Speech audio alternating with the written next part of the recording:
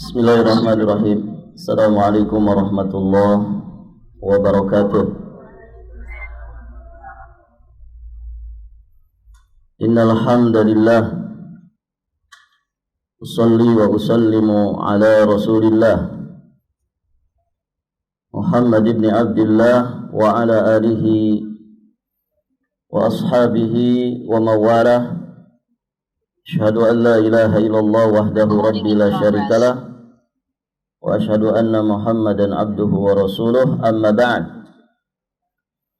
Allahumma inna nas'aluka ilman nafi'an wa rizqan tayyiban wa amalan mutaqabbala. Ya hayyu ya qayyum bi rahmatika nastaghith.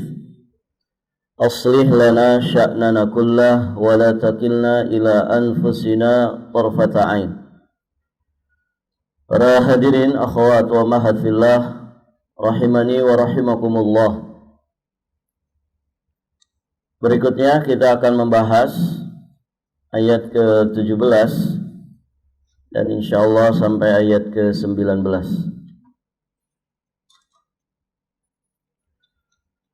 Allah berfirman, ba'da a'udzu billahi as-sami'il 'alim minasy syaithanir rajim.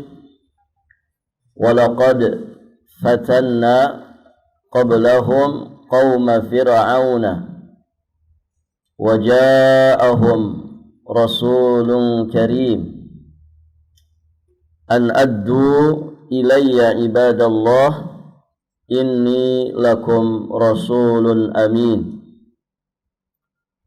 Artinya sesungguhnya sebelum mereka telah kami uji kaum Fir'aun dan telah datang kepada mereka seorang Rasul yang mulia. Yang dimaksud adalah Nabiullah Musa alaihi salam. Maka Musa berkata, Addu ilayya ibadallah, kembalikanlah kepadaku hamba-hamba Allah. Maksudnya adalah Bani Israel. Inni lakum rasulun amin. Sesungguhnya aku adalah utusan Allah yang terpercaya. Ibu-ibu yang dirahmati Allah, pada ayat ke-17 ini Allah menyatakan bahwa sebelum menguji kaumnya Nabi Muhammad sallallahu alaihi wa alihi wasallam, Allah pun telah menguji kaum Fir'aun, yakni bangsa Kibti di Mesir, yang sangat angkuh dan juga sombong. Pernyataan Allah ini menunjukkan bahwa ujian itu adalah sunnatullah yang berlaku bagi setiap umat. Manusia diciptakan, manusia diwafatkan dalam rangka diuji. Allazi khalaqal mauta wal hayata liyabluwakum ayyukum ahsanu amala. Allah zat yang telah menciptakan kematian dan kehidupan, liyabluwakum, untuk menguji kalian siapa di antara kalian yang paling ahsan amalnya. Maka tidak ada satupun manusia, tidak ada satupun generasi, tidak ada satupun umat, tidak ada satupun kaum, melainkan pasti mereka akan diuji. Rasulullah sallallahu alaihi wa alihi wasallam beliau bersabda, "Inna likulli ummatin fitnatan." Sesungguhnya setiap umat itu ada fitnahnya. Setiap umat itu ada ujiannya. Wa fitnatu ummati al-mal. Dan di antara fitnah umatku adalah harta kekayaan. Barakallahu fikum. Jadi masing-masing generasi, masing-masing umat yang mendapatkan ujiannya. Baik, ibu-ibu yang dirahmati Allah. Di sini kaum Fir'aun dinyatakan mereka telah diuji oleh Allah Subhanahu wa taala. Nah, di antara ujian yang mereka dapatkan adalah dengan diutusnya kepada mereka seorang Rasul yang mulia, yakni Nabiullah Musa alaihi salam. Jadi diutusnya Rasul kepada Firaun dan juga kaumnya, ini adalah ujian bagi mereka. Kenapa? Karena ada perintah dan larangan terkait dengan kedatangan seorang Rasul. Kedatangan seorang Rasul berarti adalah sosok yang kemudian membawa wahyu dari Allah Subhanahu wa Ta'ala. Maka bagaimana umat yang didatangi oleh Rasul dalam bersikap? Maka kedatangan mereka itu adalah ujian bagi yang mendapatkannya. Apakah mereka mau tunduk patuh, beriman, mengikuti seruannya, ataukah justru sebaliknya, membangkang, membantah, mendustakan, mengingkari, mengkufuri, atau bahkan memusuhi, seperti yang dilakukan oleh Firaun dan juga para pengikutnya. Waliyadzubillah. Maka diutusnya Nabi Musa kepada mereka, ini diantara ujian bagi mereka. Apakah mereka mau beriman ataukah sebaliknya? Baik, ibu-ibu yang dirahmati Allah, di ayat ke-17 Allah Subhanahu wa Ta'ala menyebut Nabiullah Musa dengan Rasulun Karim, Rasul yang mulia.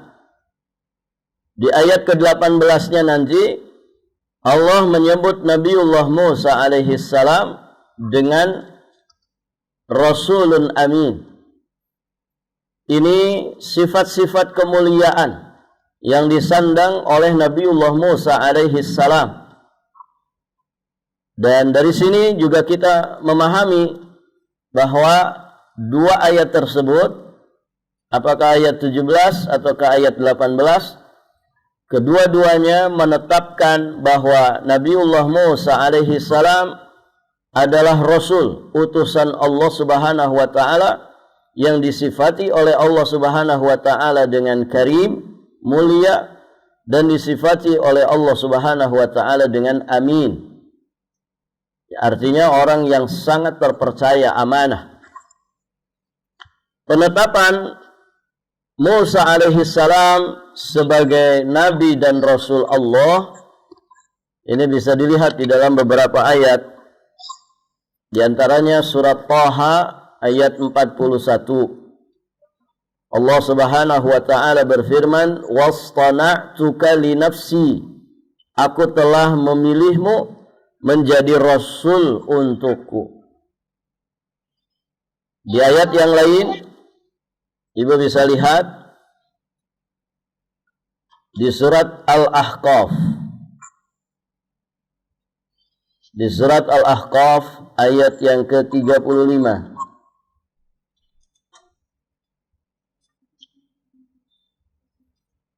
Surat Al-Ahqaf ayat 35.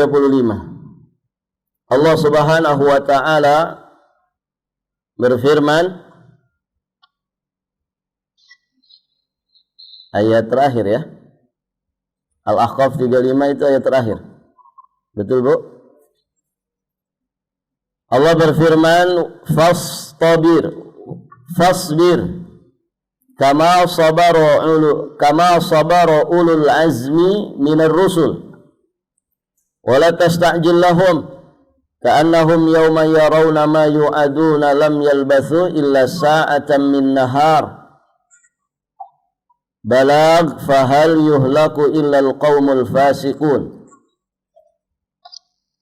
Fasbir, ini perintah dari Allah, maka bersabarlah engkau wahai Muhammad sebagaimana kesabaran rasul-rasul yang memiliki keteguhan hati, disebut dengan rasul ulul azmi. Dan janganlah engkau meminta agar azab disegerakan untuk mereka pada hari mereka melihat azab yang dijanjikan, mereka merasa seolah-olah tinggal di dunia hanya sesaat saja pada siang hari. Tugasmu hanyalah menyampaikan, maka tidak ada yang dibinasakan kecuali kaum fasik, yakni kaum yang tidak taat kepada Allah Subhanahu wa taala. Di dalam ayat ini, ibu-ibu yang dirahmati Allah, Allah Subhanahu wa taala menyebutkan tentang ulul azmi.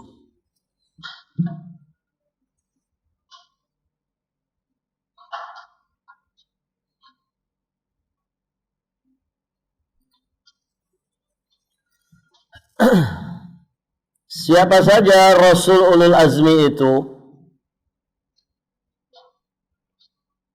Siapa saja ibu? Mulai dari Nabi Muhammad sallallahu alaihi wa alihi wasallam. Kemudian Nabiullah Ibrahim. Kemudian Nabiullah Musa alaihi salam, Nabi Isa, dan terakhir Nabi Nuh alaihi salam.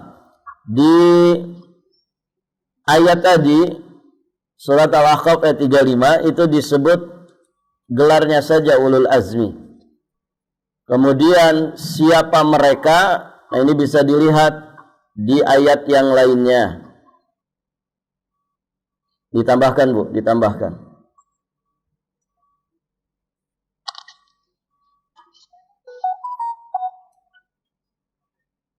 Yakni di surat Al-Ahzab ayat yang ke-7. Surat Al-Ahzab ayat ke-30, ayat ke-7. Tadi surat Al-Ahqaf ayat 35. Nah, sekarang surat Al-Ahzab. Surat Al-Ahzab ayat yang ke-7.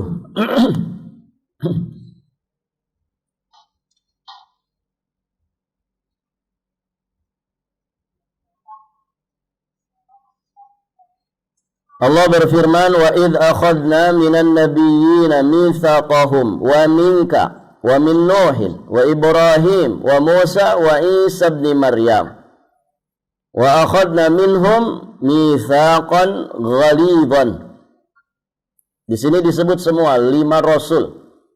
Dan ingatlah ketika kami mengambil perjanjian dari para nabi dan dari engkau sendiri. Engkau sendiri di sini siapa? Nabi Muhammad sallallahu alaihi wasallam, dan dari Nuh, Ibrahim, Musa dan Isa putra Maryam. Dan kami telah mengambil dari mereka perjanjian yang teguh. Nah, inilah Rasul ulul azmi. Disebutkan gelar mereka di surat Al-Ahqaf ayat 35. Kemudian siapanya mereka, yakni 5 orang nabi dan rasul, disebutkan diantaranya di surat Al-Ahzab tadi ayat ke-7. Baik, ibu-ibu yang dirahmati Allah, tambahkan ayatnya ya. Al-Ahzab ayat ke-7. Jadi Musa alaihi salam, beliau adalah seorang nabi dan beliau seorang rasul.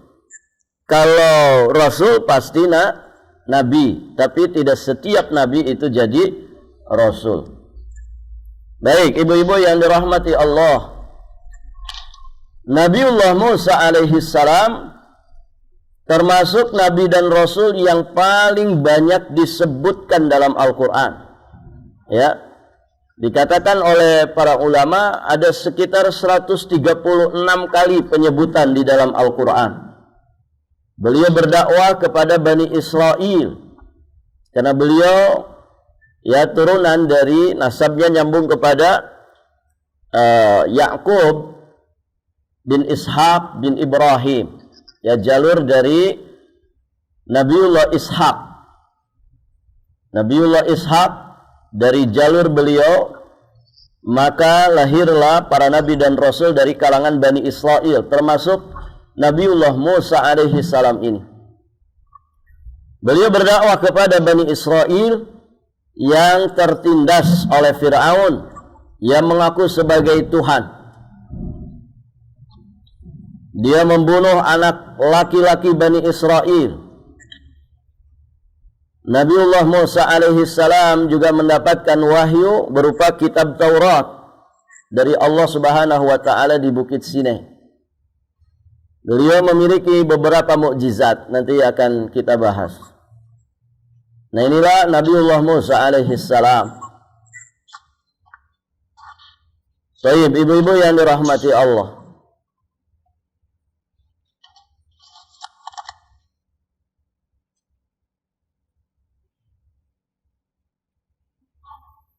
Pelajaran berikutnya, ayat seperti ini selayaknya menjadi pelajaran berharga, terkhusus bagi orang-orang kafir Quraisy yang mereka mendengarkannya dari Nabi Shallallahu Alaihi Wasallam. Apa pelajarannya? Ketika mereka diceritakan bahwa Allah pun sebelum menguji mereka telah menguji kaum Fir'aun yang diutus Nabiullah Musa alaihi salam kepada mereka. Berarti pelajarannya di situ, jika orang-orang kafir Quraisy, yang termasuk kita semua, membangkang kepada Nabi Muhammad sallallahu alaihi wasallam, maka mereka akan bernasib sama seperti yang dialami oleh Fir'aun dan juga kaumnya. Bahkan azab yang akan mereka terima bisa lebih keras lagi. Kenapa? Karena Nabi yang diutus kepada mereka, yakni Nabi Muhammad sallallahu alaihi wasallam, adalah Sayyidul Anbiya wa Imam Al-Mursalin, sayyidnya para nabi dan imamnya para rasul. Artinya Nabi Muhammad yang diutus kepada orang Quraisy, kepada kita semua, itu adalah nabi terbaik, nabi paling utama. Barakallahu fikum. Tentu pembangkangan kepadanya itu akan lebih dahsyat lagi urusannya. Ibu, kalau ada murid ngebangkang ke wali kelas dengan membangkang kepada kepala sekolah, kira-kira mana yang paling gede urusannya? Ketika dia membantah kepala sekolah, nah ini urusannya jadi lebih gede. Kenapa? Karena wali kelas dengan kepala sekolah kedudukannya lebih tinggi mana? Kepala sekolah. Begitu. Artinya urusannya jadi lebih besar. Nah, ketika mereka membantah, mendustakan, mengingkari Nabi Muhammad, ini urusannya bisa gede. Kenapa? Karena yang mereka ingkari itu adalah nabi terbaik. Yang mereka ingkari itu adalah sayyidnya para nabi dan rasul, bahkan sayyidnya ulul azmi. Maka urusannya bisa gede. Nasallallahu al-afwa wal afiyah wassalamah. Baik, ibu-ibu yang dirahmati Allah.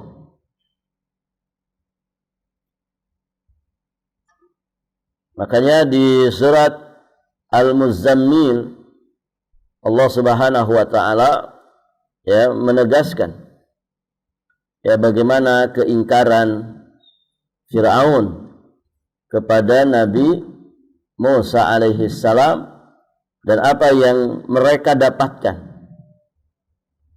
Ibu bisa lihat surat Al-Muzammil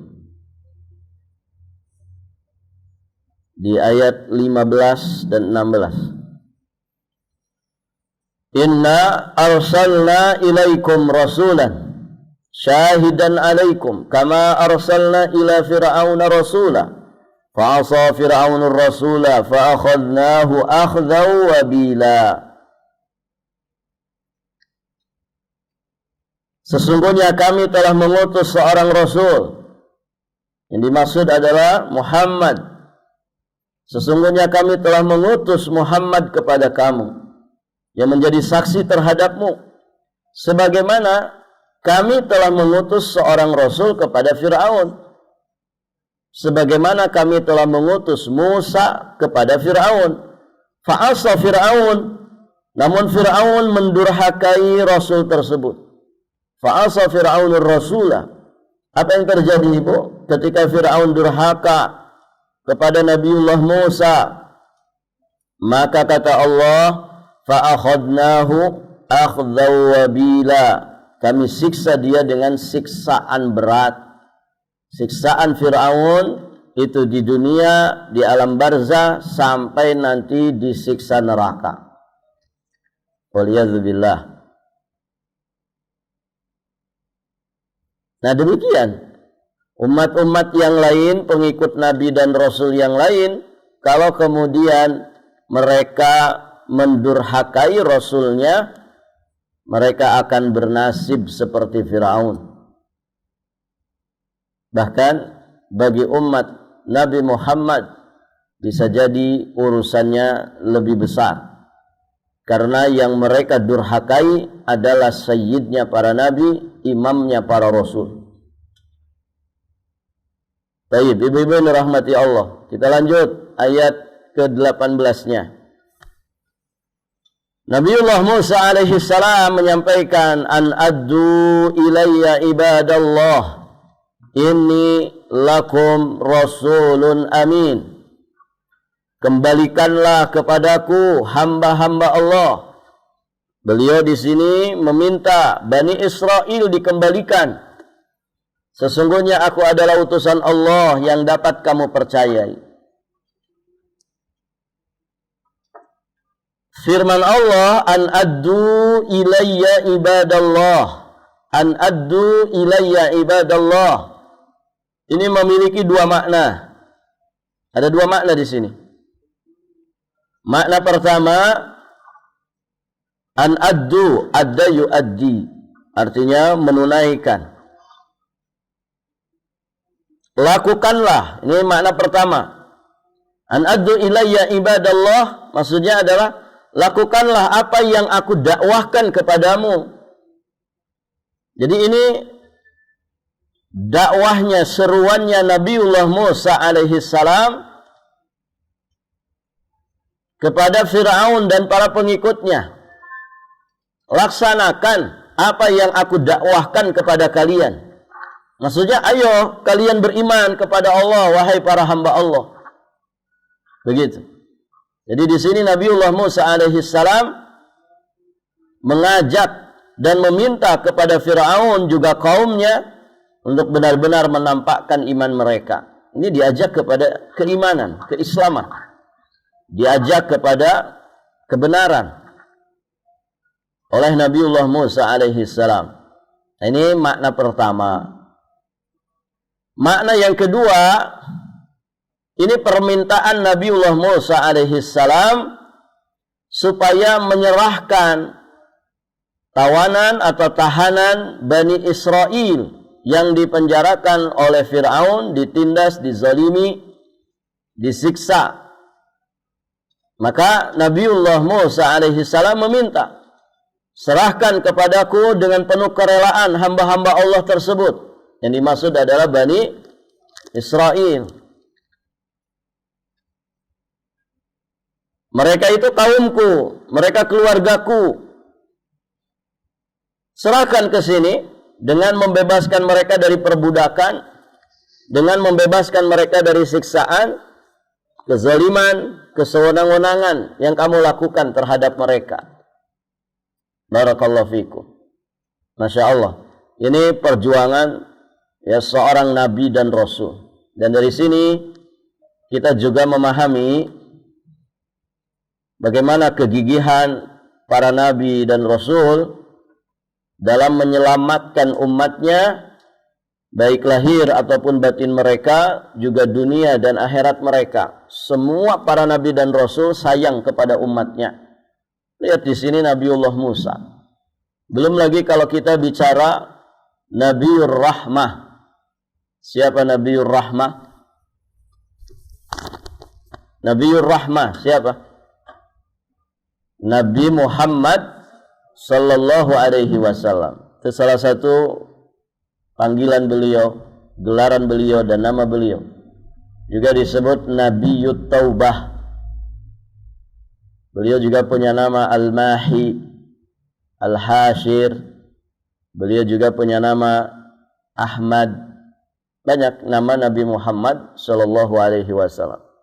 Nah, salah satunya Nabiur Rahmah. Nabi yang penuh dengan kasih sayang. Di surat At-Taubah ayat 128. Bagaimana Rasulullah sallallahu alaihi wasallam amat belas kasih lagi penyayang terhadap orang-orang beriman, terhadap umatnya. Laqad ja'akum rasulun min anfusikum azizun 'alaihi ma anittum harisun 'alaikum bil mu'minina raufur rahim.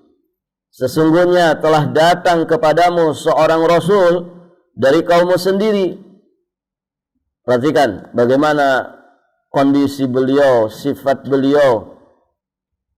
Apa kata Allah? Aziz 'alaihi ma anittum. Berat terasa olehnya penderitaan kalian. Ibu, seorang orang tua yang punya anak, anaknya sedang sakit, kasihan gak? Sedang ngerengek, ya, dalam ujian sakitnya. Orang tua ikut sedih gak? Kenapa? Kenapa? Karena anak tanggung jawab orang tua. Begitu kan ibu? Melihat anak susah, miskin, orang tua ikut sedih enggak? Sedih. Kenapa? Karena mereka di bawah tanggungan kita. Ya kan? Mereka di bawah tanggungan kita, tanggung jawab kita. Ibu, ada ibu guru di sini? Ibu guru. Barakallahu fikum. Ibu udah pensiun. Kalau ada anak didik ibu nggak lulus, sedih nggak bu? Yang ikut ujian dari SD atau SMP, SMA-nya ibu misalkan 100 orang, nggak lulus 90. Ibu kepala sekolahnya, ibu wali kelasnya. Sedih nggak ibu? Sedih? Sedih. Kenapa? Mereka di bawah tanggung jawab kita. Mau ditaruh di mana wajah ini? Kan begitu ya? Tercoreng lembaga pendidikan kita. Nggak lulus. Nggak lulusnya nggak tanggung-tanggung. 90 orang. Kayaknya bisa ngundurkan diri ibu. Ya ibu. Coba bayangkan deh. Tentang Rasulullah. Ada berapa umatnya Nabi? Ada berapa umatnya Nabi? Buahnya sekali. Dari semenjak beliau diangkat jadi Rasul sampai nanti manusia terakhir yang menyaksikan kiamat. Itu umatnya Rasulullah. Umatnya Rasulullah. Makanya Nabi ummati, ummati, ummati. Beliau menanti ya di depan pintu surga, di penghujung sirat. Rabbi salim salim, selamatkan umatku, umatku, umatku. Berat terasa penderitaan umatnya. Ya, bagaimana Nabi Shallallahu Alaihi Wasallam di awal-awal dakwahnya melihat keluarga Yasir, keluarga Yasir diintimidasi, disiksa. Sedih beliau. Gara-gara keimanannya kepada Allah, kemudian kepada dirinya. Sampai kemudian Nabi menyampaikan, Sabron ala Yasir, fa inna mau'idakumul jannah. Bersabarlah wahai keluarga Yasir, janji atas kalian adalah surga. Ketika masa-masa merintis dakwah di Mekah, sampai kemudian ada peristiwa hijrah ke negeri Habasyah. Ya, mereka berhijrah dalam kondisi nyawa terancam sampai disusul oleh tokoh-tokoh Quraisy ke negeri Habasyah. Ini semua penderitaan umatnya terasa berat. Ibu, kalau Nabi itu tidak belas kasih, kira-kira cuek nggak? Cuek. Maksudnya mau menderitakah, kamu mau matikah, mau apa? Nggak urus. Kalau orangnya tidak bertanggung jawab. Ketika Nabi merasakan berat rasanya, beliau rasakan penderitaan dari umatnya, Ini menggambarkan bahwa beliau itu seorang yang sangat bertanggung jawab. Bertanggung jawab. Ya. Ada orang tua anaknya sakit dibiarin aja, Bu. Mati-mati sekalian kamu. Ini orang tua apa namanya? Orang tua jahat. Tidak punya empati, nggak punya rasa. Ya kan? Nah ini Rasulullah. Bayangkan Ibu. Beliau inginnya semua umatnya selamat. Aziz alaihi ma anitum. Harisun alaikum bil mu'minina raufur rahim. Beliau haris. Nah ini sifat kedua. Beliau sangat menginginkan keimanan dan keselamatan. Ini contoh keteladanan bagaimana seorang pemimpin, orang yang bertanggung jawab penuh, begitu bertanggung jawab terhadap orang-orang di bawahnya. Inilah Rasulullah, contoh keteladanan. Demikian pula yang sedang dikisahkan di dalam ayat ini, Nabiullah Musa alaihi salam. Beliau sampai menghadap Fir'aun, meminta kepada Fir'aun, serahkan kembali itu keluarga kami, kaum kami, Bani Israel. Ya, supaya mereka lepas dari kezalimanmu, dari kesewenang-wenanganmu. Begitu ibu-ibu yang dirahmati Allah. Ditambah lagi ini tentang Nabi Muhammad, bil mu'minina raufur rahim. Beliau itu amat belas kasihan lagi penyayang terhadap orang-orang beriman. Barakallahu fikum. Itulah kegigihan para nabi dan rasul dalam menyelamatkan umatnya. Nah, di sini juga ada pelajaran yang kaitannya dengan tarbiyah da'awiyah. Bahwa demikian pula dakwah. Dakwah itu muatannya harus begitu. Kita kan estafet dakwah ini mengikuti petunjuk dakwahnya Rasulullah. Maka tujuannya pun sama. Apa itu? Mengajak umat supaya kembali kepada agama. Sehingga selamat lahir batin mereka, selamat dunia dan juga akhirat mereka. Jangan ada unsur apapun dalam dakwah. Murni mengajak umat kembali kepada agama. Mengajak umat ya supaya mereka selamat bahagia dunia akhiratnya, lahir batinnya. Itu.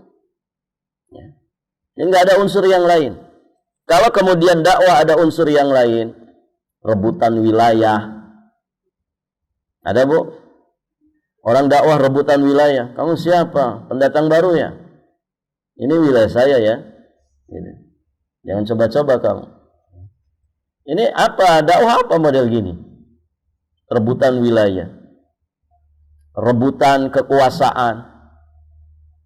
Ya, rebutan apa lagi? Pendapatan. Pokoknya serba rebutan. Ini rusak dakwah kalau seperti itu. Artinya sudah menyimpang dari tujuan dakwah yang inti.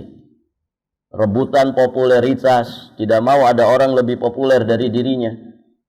Nasallallahu as-salamah. Ya, semoga Allah selamatkan kita semua. Lihat para nabi dan rasul. Inti dakwahnya apa? Mengajak manusia kembali ke agama. Mengajak manusia supaya mereka selamat lahir batin dunia dan juga akhiratnya. Enggak ada unsur yang lain.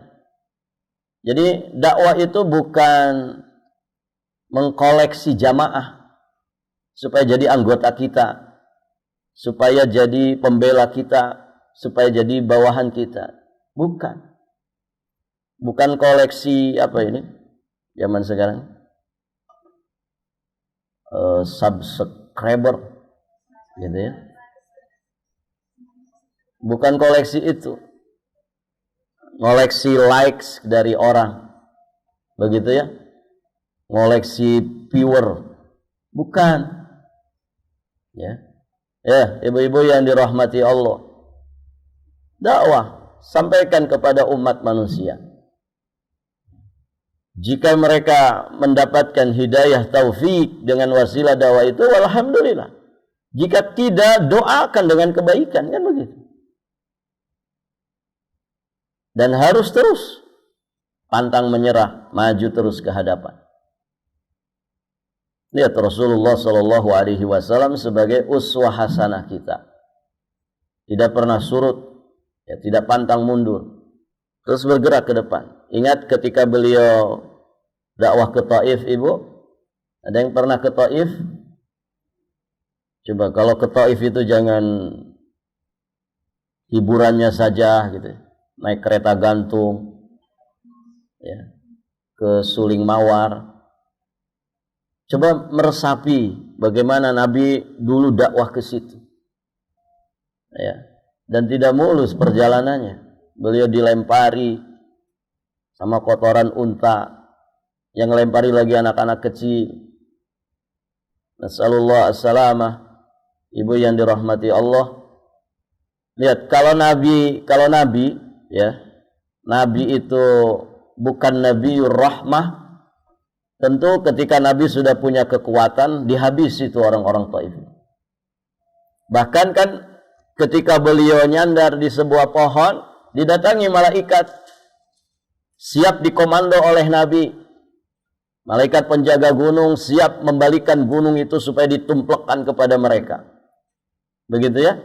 Tapi Nabiur Rahmah tidak seperti itu. Innahum qaumun la ya'lamun. Mereka ini satu kaum yang belum tahu saja. Aku berharap ada di antara anak keturunan mereka yang kemudian mendapatkan hidayah Islam. Begitu. Coba kalau Rasulnya Ibu ditawarin malaikat begitu, gimana Bu? Sikat saja malaikat. Tuman itu ya. Rasul dilempari gitu. Begitu Bu ya, kalau kita jadi Rasulnya. Makanya nggak jadi Rasul. Itu Nabi Muhammad sallallahu alaihi wasallam.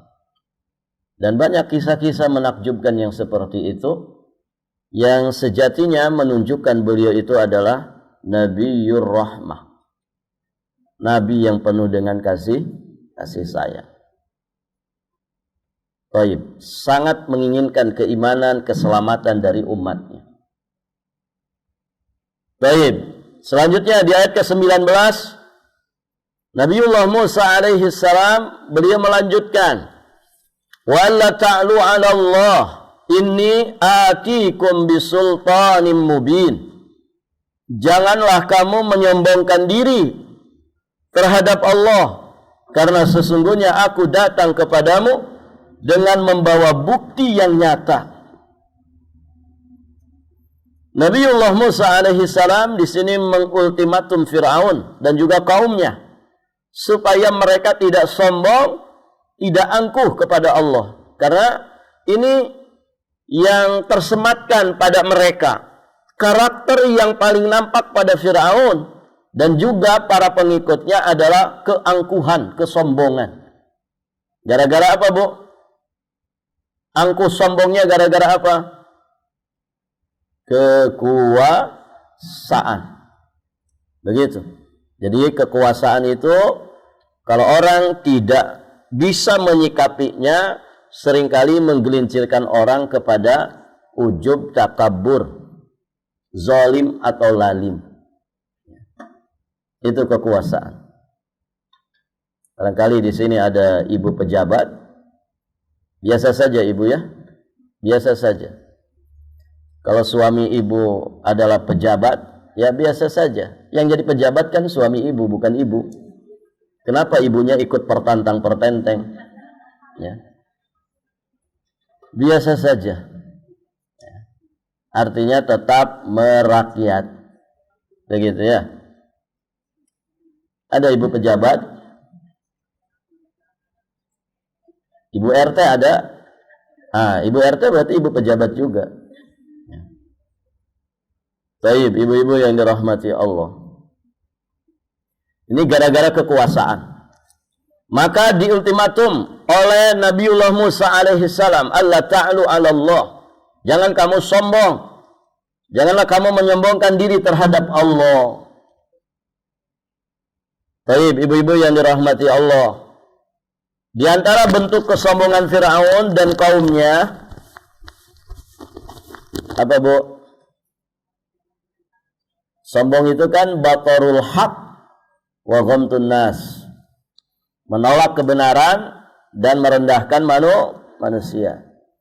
Nah, di antara bentuk kesombongan Fir'aun dan kaumnya, tidak mau beriman, tidak mau taat kepada Allah, juga kepada Nabiullah Musa alaihi salam. Berarti dia menolak kebenaran. Kemudian mengaku sebagai Tuhan. Oh, ini kesombongan luar biasa. Ana rabbukumul a'la. Begitu kata Fir'aun. Saya adalah Tuhan kalian yang maha tinggi. Apalagi beliau hendak membunuh Nabi Musa alaihi salam. Beliau menahan, menindas dan menzalimi kaum Bani Israel. Ibu bisa tambahkan, Bu. Beliau membunuh anak-anak laki-laki Bani Israel. Itu kesombongan, kezaliman. Gara-gara apa, Ibu? Kekuasaan. Mentang-mentang berkuasa. Mentang-mentang berkuasa. Ya, menghalalkan segala macam cara. Nah, ini Fir'aun ini. Barakallahu fikum. Itu diantara bentuk kesombongan Fir'aun dan kaumnya. Tentu yang pertama itu yang paling mengerikan. Dia tidak mau beriman kepada Allah, tidak mau mengikuti petunjuk Nabiullah Musa alaihi salam. Kemudian inni atikum bisultanin mubin. Sesungguhnya aku datang kepadamu dengan membawa sultan mubin, bukti yang nyata. Bukti yang nyata yang dimaksud di sini adalah mukjizat dari Allah Subhanahu wa taala. Nabi dan Rasul, ya, mereka diberi kemampuan oleh Allah untuk bisa melemahkan musuh-musuhnya, yakni kemampuan yang luar biasa di luar kebiasaan manusia. Fungsinya apa? Untuk melemahkan lawan, menjadi bukti nyata bahwa mereka itu bukan manusia biasa. Mereka itu nabi dan utusan Allah. Dan Nabiullah Musa alaihi salam juga dikenal memiliki beberapa mukjizat. Apa mukjizatnya? Beliau dapat wahyu berupa kitab Taurat. Beliau juga tangannya bisa memancarkan sinar. Ya, Ibu. Tangan Ibu juga akan bersinar, ya. Kalau malam hari sebelum tidur itu. Memancarkan sinar. Terus membelah lautan merah dengan tongkatnya. Kemudian tongkat menjadi ular. Beliau juga dengan izin Allah mengeluarkan air dari batu. Ya, ada yang bisa di sini? Enggak ada. Beliau juga bisa selamat dari kejaran dan pembunuhan Firaun dan mukjizat-mukjizat yang lainnya. Taib. Mukjizat ini hanya untuk Nabi dan Rasul. Dan dia nggak dipelajari, Ibu. Gimana ya cara membelah lautan? Nyari-nyari tongkat Nabi Musa yang dulu di mana? Nggak ada, nggak bisa dipelajari. Ini murni pemberian dari Allah. Pemberian dari Allah. Jadi kalau bukan Nabi, bukan Rasul, ya nggak bisa. Barakallahu fiikum. Alhamdulillah, ibu-ibu yang dirahmati Allah, selesai sampai ayat ke-19. Nanti kita lanjutkan insyaallah di bulan Ramadan. Rabu depan sudah Ramadan, ya.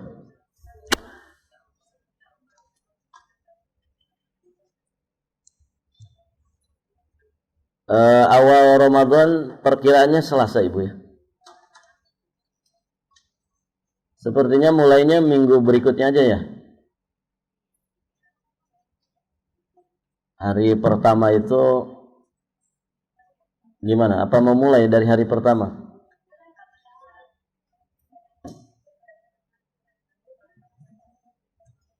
Sampai kapan belajarnya, Bu? Sepertinya saya tidak itikaf. Jadi insya Allah bisa itu. 10 terakhir pun insya Allah masih bisa. Tapi gimana ibu-ibu saja? Insya Allah kalau Allah mudahkan saya mau mudik. Insya Allah.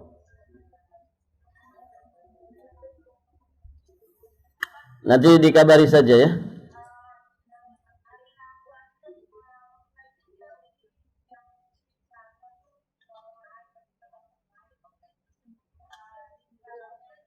Oh, Rabu offline di sini.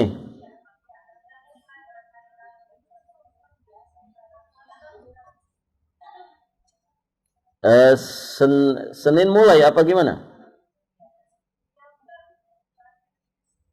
Senin kan belum Ramadan itu. Sepertinya begitu. Kalau Muhammadiyah Senin sudah mulai.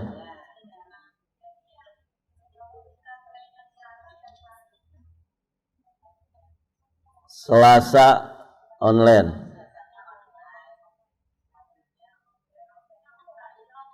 Baik. Rabunya yang offline.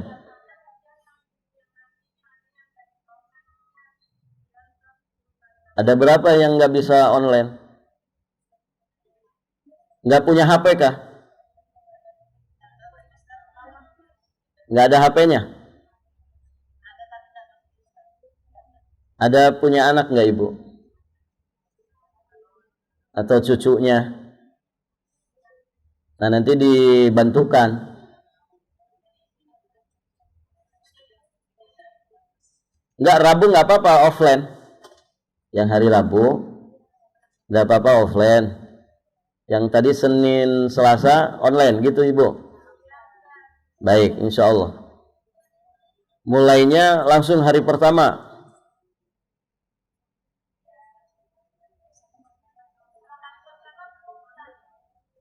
Hari Rabunya.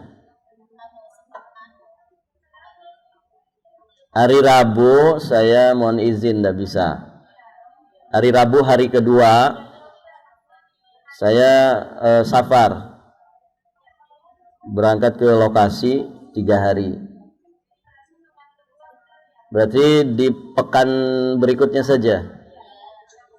Nah kalau di pekan berikutnya berarti dari Senin kita sudah bisa. Senin, Selasanya online, baru Rabu offline begini. Baik, insya Allah.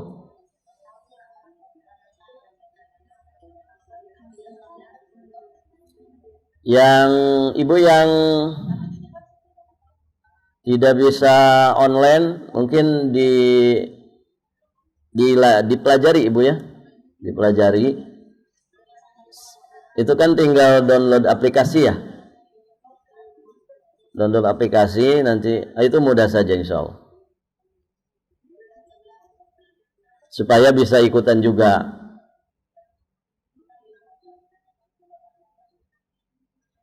Baik ibu. Jadi fik ya insya Allah minggu berikutnya dari hari Senin. Startnya mau jam berapa? Mau 8:30 saja. 8:30 kepagian enggak? Kepagian. Ibu sarapan dulu soalnya kan? Jam 9 pas lah ya. Jam 9 sampai jam 10 cukup itu. Baik. Sampai kapan? 10 terakhir? 10 terakhir masuk atau libur? Berarti 10 terakhir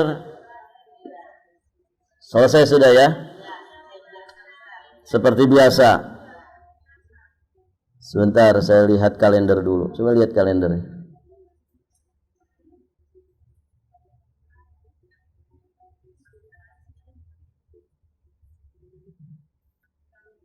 Ini tanggal 11, 12, 13 kan enggak ya?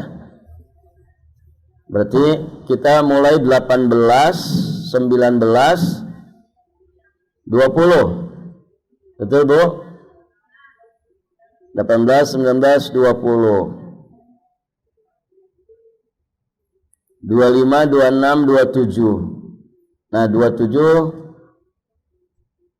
sepertinya saya tidak bisa 27 karena itu jadwal berangkat ke kampung. 25, 26. Terus tanggal 1, 2, 3 ini berapa Ramadan nih? Tanggal 1, tanggal 2, tanggal 3. Bulan Aprilnya itu berapa Ramadan ya? 1, 2, 3, 4, 5, 6, 7, 8, 9, 10, 11, 12, 13, 14, 15. Oh sudah 10 terakhir. Berarti jadwal kita cuma 5 kali saja. 18, 19, 20, 25 dan 26 saja. 5 kali saja Bu ya.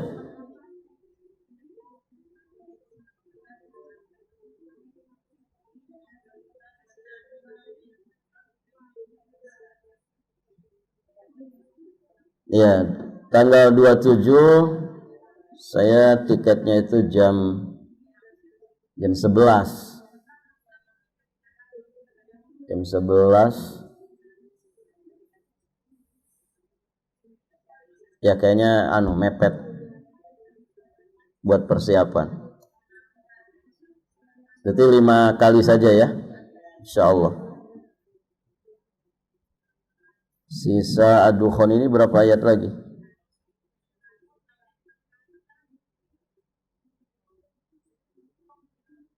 Offline-nya sekali berarti. Baik.